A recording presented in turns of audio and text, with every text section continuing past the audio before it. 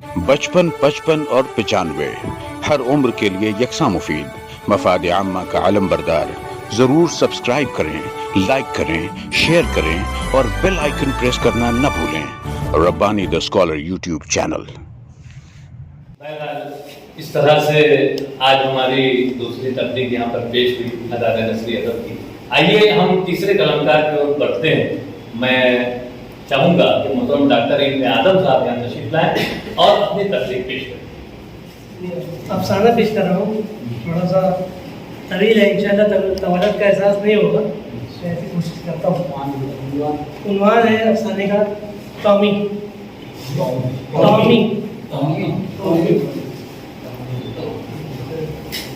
George office के लिए late हो रहा था।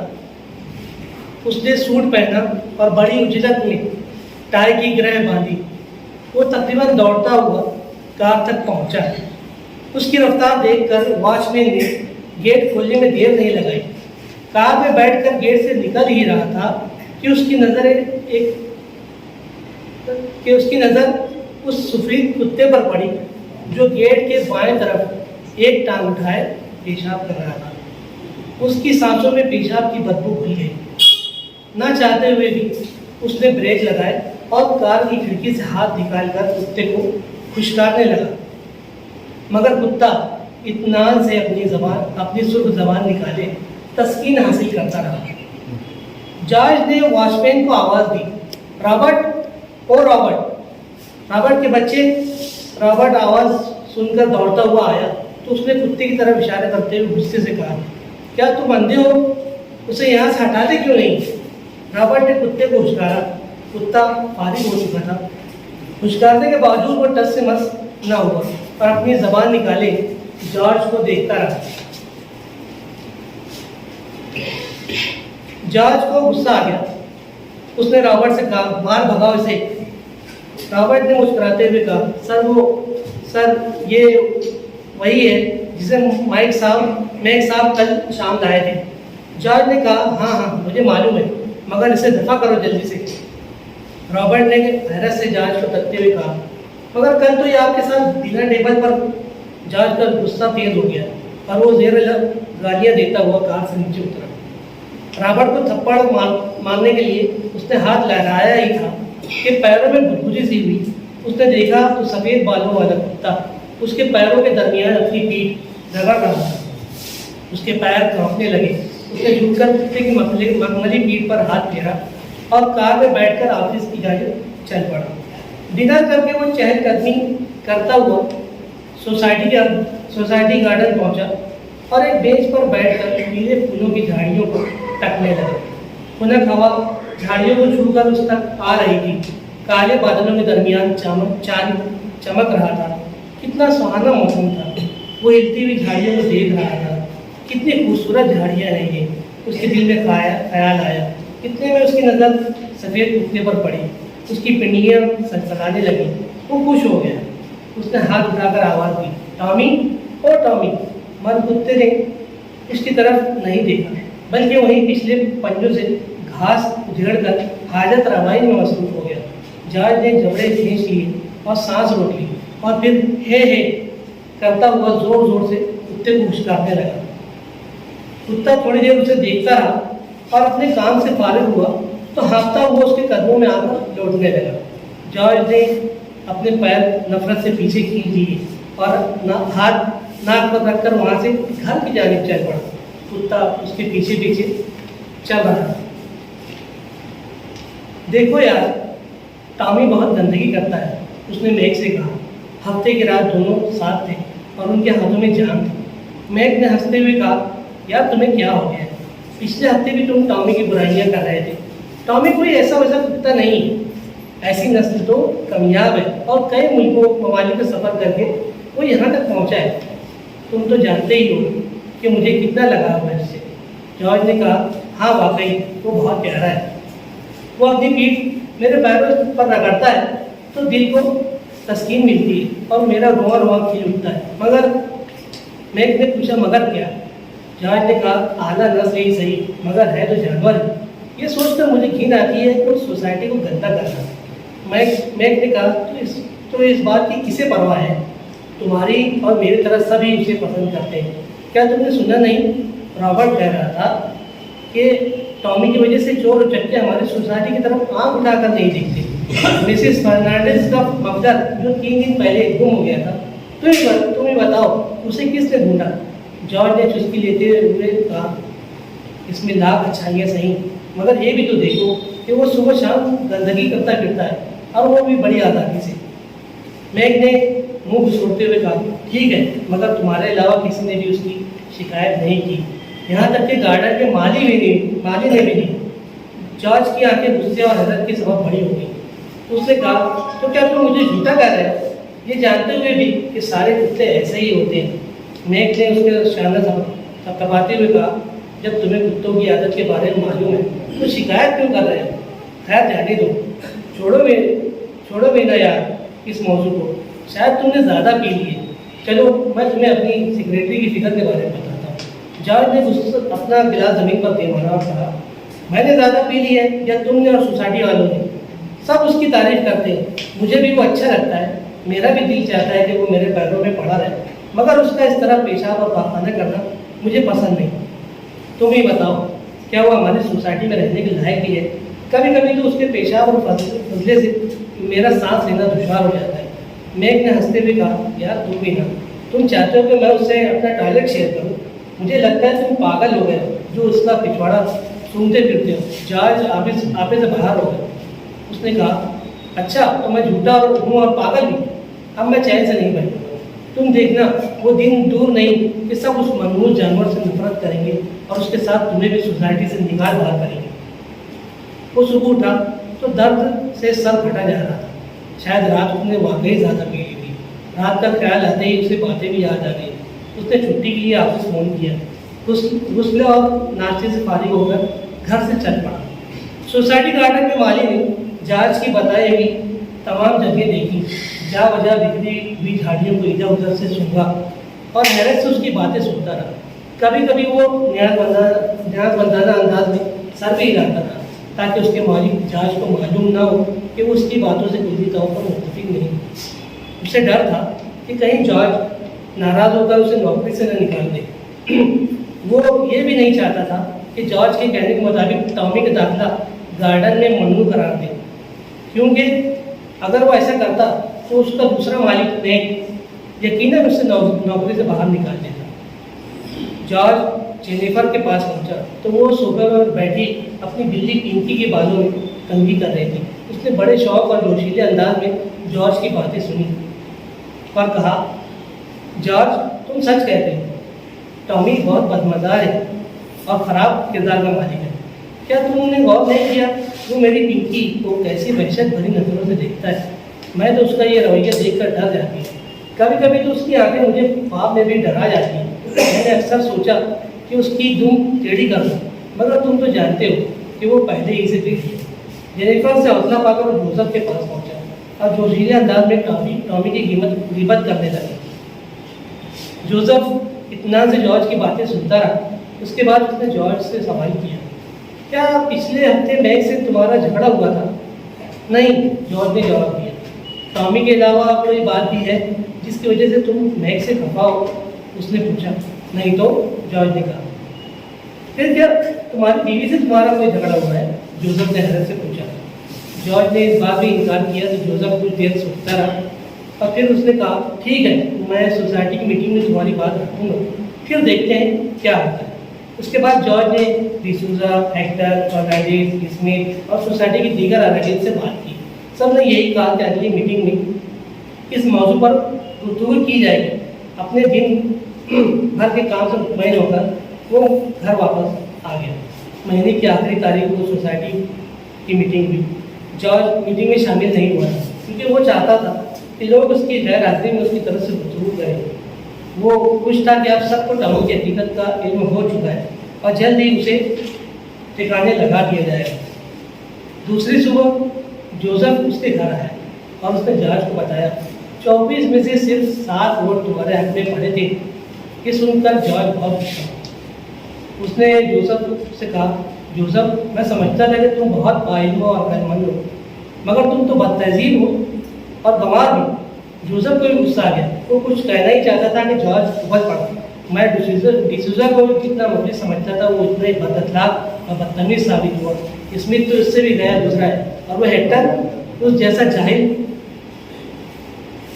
जाहिल तो पूरी सोसाइटी में नहीं है। फर्नांडिस भी एक ही कमीना है, सारी आग उसी की लगाई हुई है। जोसेफ उसे कुछ देर हैरत से देखता रहा, फिर उसने जॉर्ज का हाथ अपने हाथ में लेकर करीब आमिर अंदाज में सहलाया और थपथपाया और सब्र की तलकीन करके चला गया। कुछ दिन के बाद से जॉर्ज मास्क और दस्ताने बाजू का सुबह सवेरे घर से निकलता। अक्सर शाम में जब लोग एक दूसरे से मिलते तो बताते कि आज उनके दरवाजे पर उजला पड़ा मिला। लोगों की बातें सुनकर जॉर्ज खुश हो जाता, लेकिन उसे इस पर हैरत थी कि लोगों की तवज्जो टॉमी की हरकतों की तरफ क्यों नहीं जा रही। कभी कोई टॉमी की तारीफ करता तो वो झुंझलाता और रोता। सोसाइटी के जाहिल और गंदे लोगों से मिलना उसे नागवार मालूम होने लगा, तो उसने सबसे मिलना छोड़ दिया। वो घर में ही पड़ा रहता। उसे अपने आप में परेशान देखकर उसकी बीवी ने उससे बात की। जॉर्ज ने सारा माजरा कह दिया। जॉर्ज चुप हुआ तो उसकी बीवी ने वो जीसस कहकर उसने मुंह पर हाथ रख लिया। फिर उसने कहा, जॉर्ज ये तुमने क्या किया? तुमने अपनी हरकतों से न सिर्फ मैं और दूसरे लोगों को तकलीफ पहुंचाई, बल्कि यीशु मसीह को भी नाराज़ कर दिया। क्या तुम भूल गए कि टॉमी कितना अच्छा कुत्ता है? वो तुम्हें कितना चाहता है। मैंने हमेशा उसे तुम्हारे कदमों में लौटते देखा है। उसकी मोहब्बत का सिला तुमने ऐसे दिया, खुदा का कुछ तो खौफ किया होता, इसीलिए खुदा ने तुम्हारी ये हालत कर दी। ज़रा अपना हाल और अपना चेहरा आईने में देखो। ये तो अच्छा हुआ कि तुमने अपने दिल का बोझ हल्का कर दिया, वरना तुम तो पागल हो जाते। तुम्हें चाहिए कि गुस्ल करो, चर्च जाओ और अपने गुनाहों से खूब तौबा करो और अपने दोस्त मैक से भी माफ़ी तलब करो। चलो उठो, अब देर मत करो। बीवी की बातें सुनकर जॉर्ज को सफ़ेद रंग बालों वाला टॉमी याद आया। उसकी पिंडियाँ सनसनाने लगी। ये सोचकर उसका दिल बैठ गया कि उसकी बीवी ठीक ही कह रही है। उसकी बीवी ने उसे बिस्तर से खींच कर उठाया और गुस्ल खाने की तरफ झटका दिया। उसने शेव करने के बाद गुस्ल किया और अपने आप को हल्का फुल्का महसूस करने लगा। ऐसा मालूम हो रहा था जैसे उसकी गुनाह भूल गया। वो मुअत्तर फिजा में तैरता हुआ चर्च पहुंचा। उसने मसीह के मुजस्समे के सामने रोज़ानू होकर अपने गुनाहों की माफ़ी मांगी। उसके बाद वो मैक के घर गया।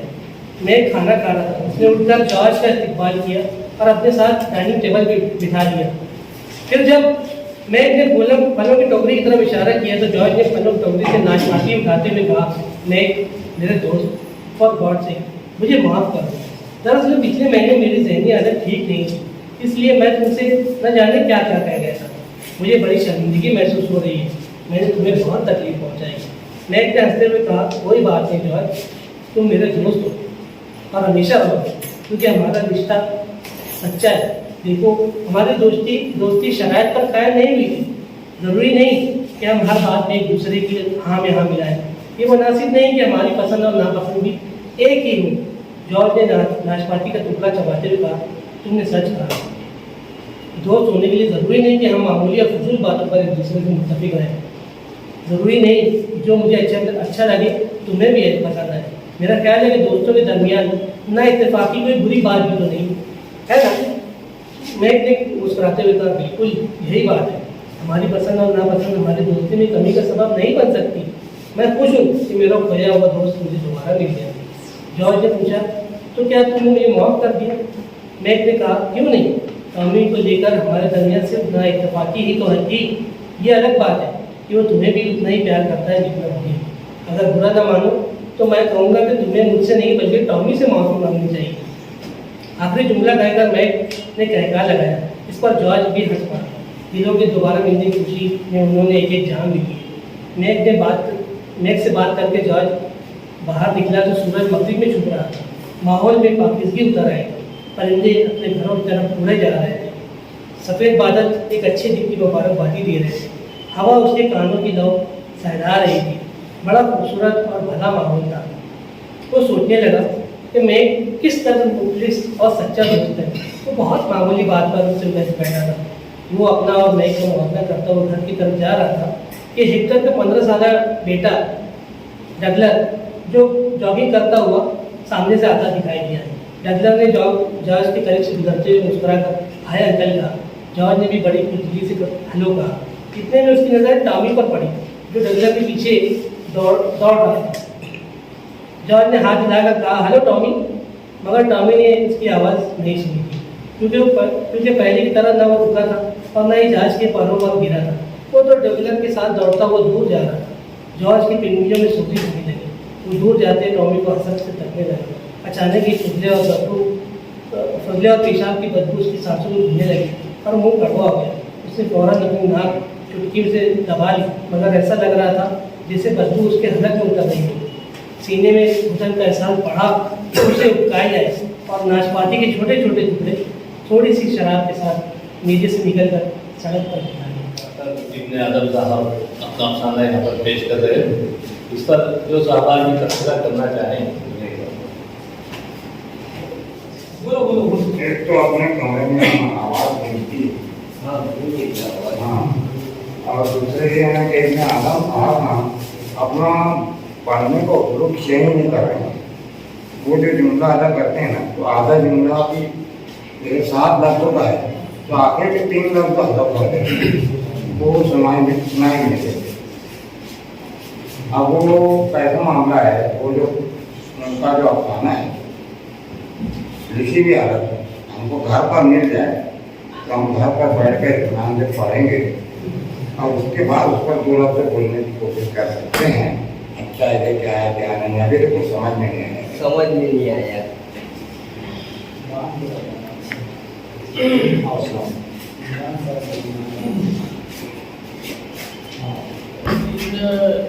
डॉक्टर इब्न अदब साहब ने जो अफसाना सुनाया, तो उसमें अफसाना निगार नहीं बल्कि बच्चों का अदीब मुकम्मल तौर से झलक रहा था उनके अपने कलम से।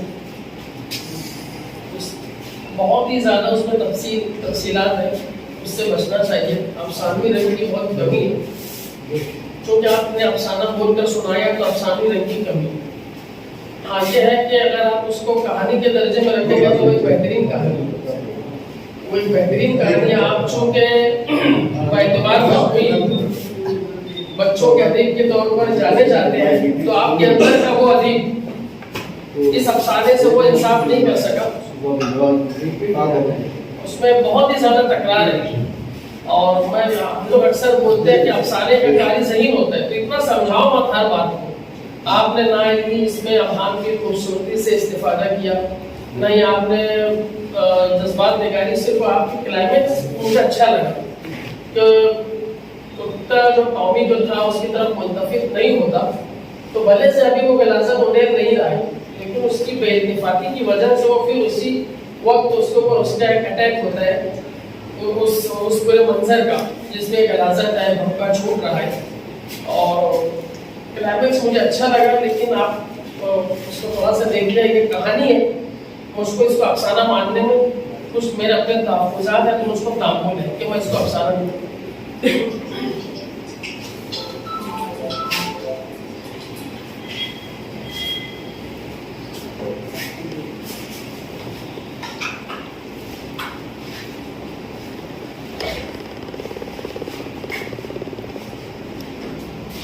पेट लॉस के लिए एक अच्छी बात है, जो आमतौर पर जानवरों को पसंद करते हैं पालतू।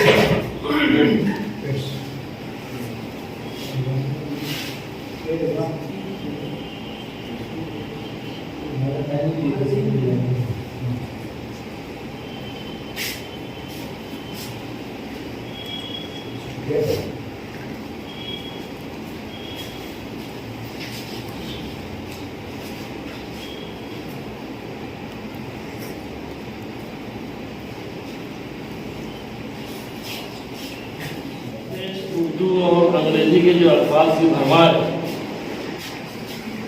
और कहीं कहीं जहाँ पर अंग्रेजी के अल्फाज का इस्तेमाल होना चाहिए वहाँ उर्दू, इतनी फसीह उर्दू का इस्तेमाल किया गया है। यीशु मसीह कोई नहीं कहता, उनके समाज में जीसस कहते हैं। और खानदगी या खाने से पहले थोड़ा सा एक बार नज़रसानी अगर कर ली जाए तो यहाँ पर वो दिक्कत नहीं होगी। अच्छा, ठीक है, अफसाना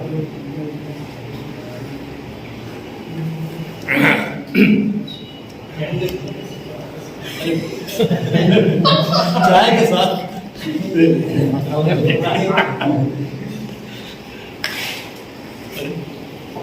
सबसे पहली बात तो ये कि जैसे कि इमरान जमील और ये मुख्तार साहब, इन लोगों ने जो बात की कि भाई, और मजीद मास्टर ने भी कही, ये इब्न आदम साहब का जो अंदाज़ है पेश करने का, वाकई बहुत सारी चीज़ें पहुंचती नहीं है और वो वहीं की वहीं गूंज रही है, तो ऐसे कमरा गूंज रहा है।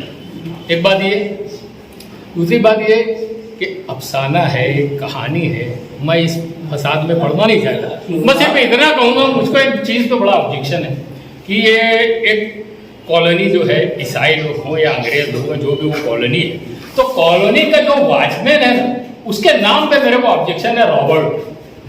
रॉबर्ट ऐसा लगता है कि सबसे अमीर कबीर तरीन सोसाइटी में एक शख्स होता है। तो मैं ये चाहूंगा, अजीत का तस्वुर आता है, तो आप, ये मेरी रिक्वेस्ट है, आप वो जो वॉचमैन है उसका नाम रॉबर्ट की जगह अगर मैक कर देंगे तो चल जाएगा, लेकिन रॉबर्ट को मुझको इतराज है, जरा वहां ऐसा लगता है कि अजीत चौकीदारी कर रहा है।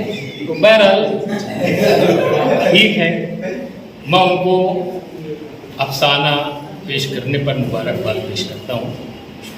मगर रॉबर्ट के भी नुमाइंदे तो अजीत तो रॉबर्ट को बोलते हैं ना अपने। नहीं कोई भी, मैं वो नाम जो है उसको सूट नहीं कर रहा असल में। वॉचमैन वजन ज्यादा है, उमूमन ऐसे लोग वॉचमैन बनाए जाते हैं जिनका नाम ही एकदम गैसाल रहता। हाँ, अगर मेक भी रहता तो चल जाता ऐसा, बस वो नाम की थोड़ी सी वो करी। बाकी डगलर्स और ये वो ऐसा लगता है वेलन लोगों की बस्ती है। बहरहाल मेरा कोई यानी मजाक उड़ाने का वो नहीं है, मैं सिर्फ मेरे को आगे कोई नाम ना जो रॉबर्ट है ना जरा खल गया, इस बाबत तो मैं बोलूँ किरदारों के नाम तब्दील कर लिए नहीं होता है ना, जैसे मजीद मास्टर की कहानियों में उमर लोग बोलते हैं कि इनके जो किरदार के नाम होते हैं, हाँ पिछले गरीब सब ऐसे होते हैं।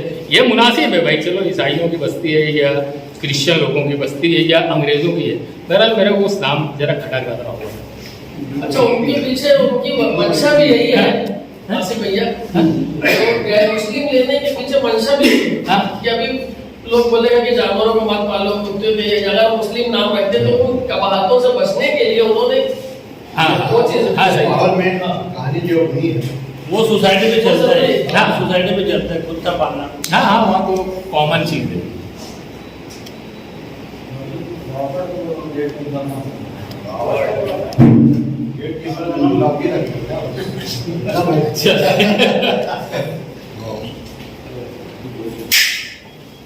मैं उस कहानी को बहुत अलग एंगल से देख रहा था। सब नाम अगर उठा लिए जाए किरदारों के, और उन किरदारों को यूरोप पर रख दिया जाए, तो एक तरफ पुर्तगाल आता है, एक तरफ जर्मनी आता है, एक तरफ स्पेन आता है, एक तरफ बरतानिया आता है, और ये हर नाम ये यूरोप के एक एक खित्ते की नुमाइंदगी कर रहे हैं।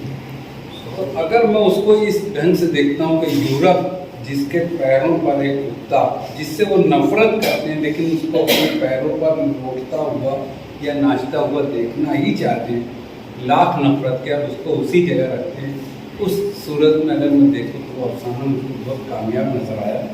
और मैं उसको उसी एंगल से देख रहा था कि वो जो नाम है और जो चौकीदार है वो उस कुत्ते को उसी हद तक रखना भी चाहता है कि जहाँ तक वो रहे, और कहीं एक लफ्ज़ उससे छूट रहा है। मैं किसी उसमें ये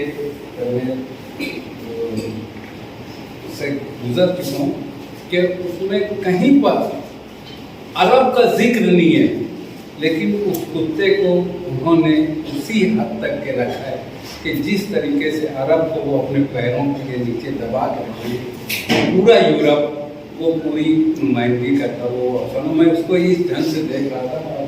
अगर मैं अपनी जगह हूँ, आप लोगों के अपने ख्यालात हैं, लेकिन मुझको वो अफसाना इस ढंग से अच्छा अफसाना लगा कि सिम्बॉल को लेकर बहुत खूबसूरत कहानी बनी है और वो अपने मकसद में कामयाब।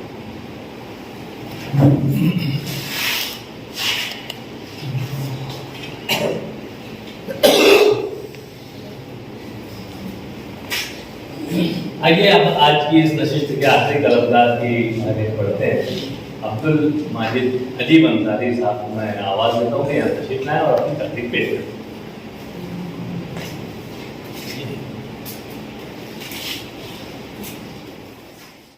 बचपन, 55 और 95 हर उम्र के लिए यकसा मुफीद, मफाद आम्मा का आलम बरदार। ज़रूर सब्सक्राइब करें, लाइक करें, शेयर करें और बेल आइकन प्रेस करना न भूलें।